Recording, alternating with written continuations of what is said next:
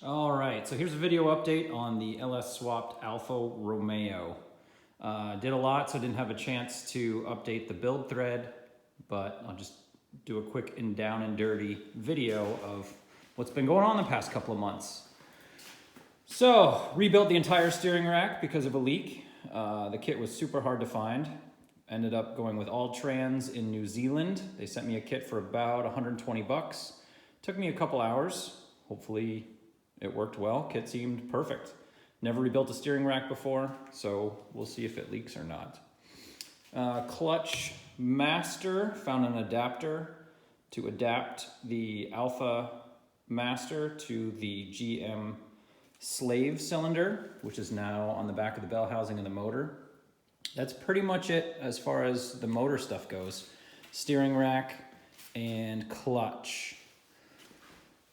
Not a huge fan of these wheels, how far it sticks out, but without having the subframe narrowed, there's really not much I can do about it.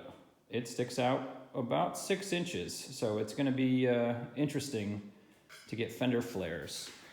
Gonna try to push the front end out just a little bit more. Right now, there's actually about 1.5 inches of wheel spacer on there, so I might try to get adapters to take the GM 5 lug, which is 5x120.6, I believe. And then the front is a 4x100. They do make adapters specifically for BMW, but I'm pretty sure I can make it work on these. That'll push it out a little bit more to try to match the flare in the rear. Come around to the back, I've got all the plates on. I can post a picture up in the build thread of what it looks like under there. It looks pretty sweet. Fuel cell, it's a 10-gallon fuel cell, which is the biggest that I could fit back here. As it is, I had to make a couple adjustments to the aluminum sheet. Redid the battery box, because the battery box did not fit with the new subframe. Still have the 200 amp breaker, and plan on putting a master disconnect on the exterior somewhere. I haven't quite figured that part out yet. Fuel sounding unit, fuel return. Just have a rudimentary rollover vent right there. I gotta get a filter and a kit for that. The cell does stick down pretty low, so I made this crash bar here to provide some sort of protection. Eventually I'm gonna get an aluminum bumper for a little bit more protection, but the box channel I use to tie in the rear subframe extends all the way to the corners, so the corners are pretty well protected. It's just that fitting that makes me a little bit nervous. Same with the fuel pump. Not a huge fan of where I had to mount the fuel pump, but it had to be low enough to catch that pickup tube. It is super close to where that exhaust comes out, but I'll do some heat shields. Still got the rubber mounts. Corvette whole rear subframe is in with the diff and the transmission. Had a lot of problems with the transmission. I guess that's what you get for buying a transmission out of a wrecked C5. Ended up getting ready to mount it. Heard some rattling when I moved it around, took it apart, and found this rattling around in the case, which I believe is a shift gate. The company ghosted me. I emailed them a couple of times, called them a couple of times, no response. So the part itself was actually only about 60 bucks, but it took me 2 days to tear the transmission apart and rebuild it, and I'm 50-50 whether I did it correctly or not. We'll see. It was cheap enough where even with the part, I really just thought I'd rebuild it myself. Diff seemed good. We'll see. Inside is pretty much the same. I did put a sound and heat barrier throughout the entire thing just so I can have a conversation in the car. And it kind of cleans it up a little bit. Adds a couple of pounds, but I think it's worth it in the long run. There's the Corvette shifter.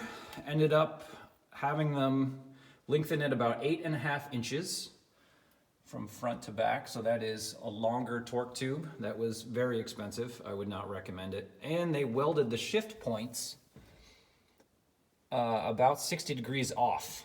So they were over here, and I had to cut them off and re-TIG them on. Didn't nearly do as good of a job as they did, but I put it in the right spot at least.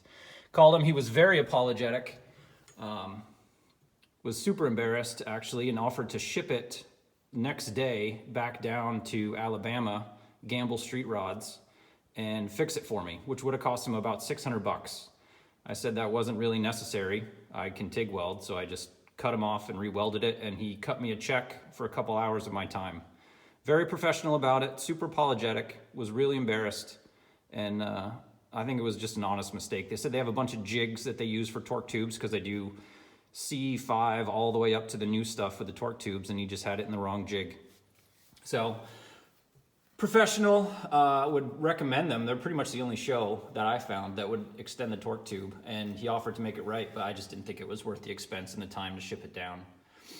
HVAC box did not fit because of the torque tube, so that got completely ripped out, and I ordered just a generic universal, it's actually for a boat, Summit, like universal heater core. You can't really see it down in there, so that's mounted with a blower motor, tied it into the Milano fan control, so at least it blows air only in defrost right now, which is really all you need for a race car, I guess.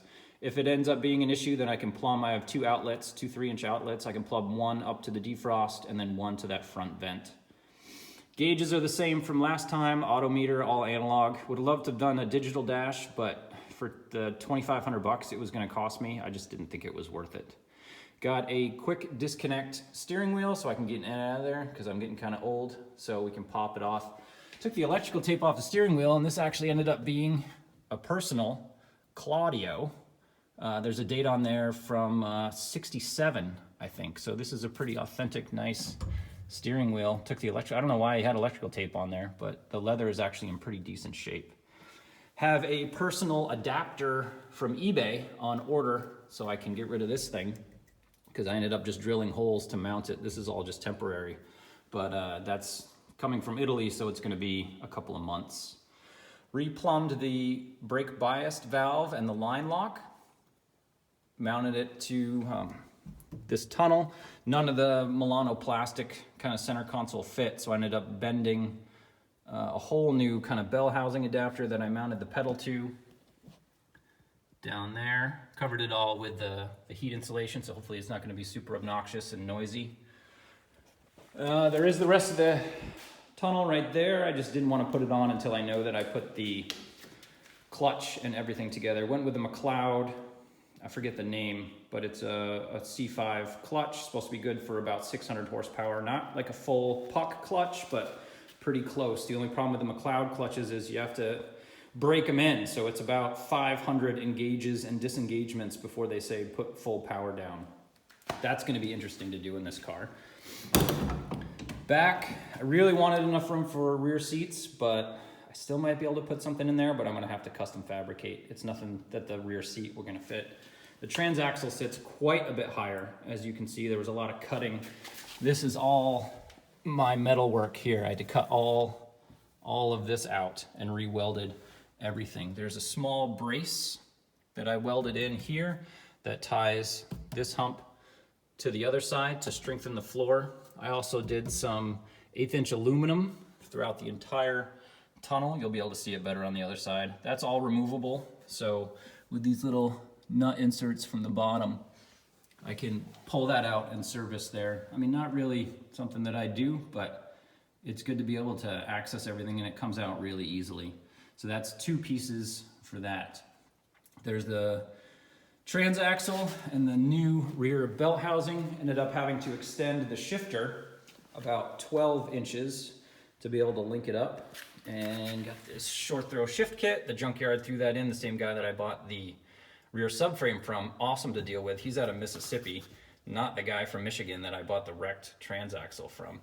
But it is tight. Hopefully once the fluid gets to circulate in there a little bit, it'll loosen things up and I can get all the gears. But man, I'm hoping I don't have to pull that out and bring it to a professional to have it redone.